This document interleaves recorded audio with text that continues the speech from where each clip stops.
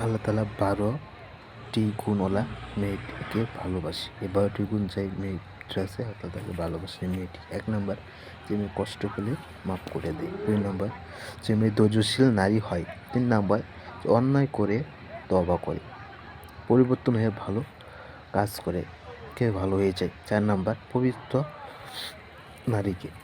5 number, গীবত করে না যে নারী। 6 নাম্বার, সীমা রেখা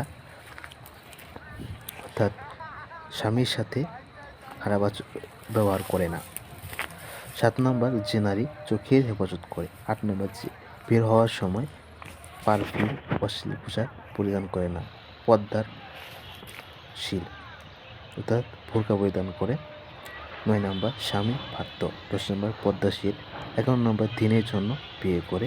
12 নাম্বার, বাবা মাকে ভালোবাসে। এনাকে আল্লাহ তাআলা ভালোবাসেন শুধু, আল্লাহ তাআলা যেমন নারী হয় আল্লাহ তাআলা এই নারীর জন্য জান্নাত অবধারিত করেছেন।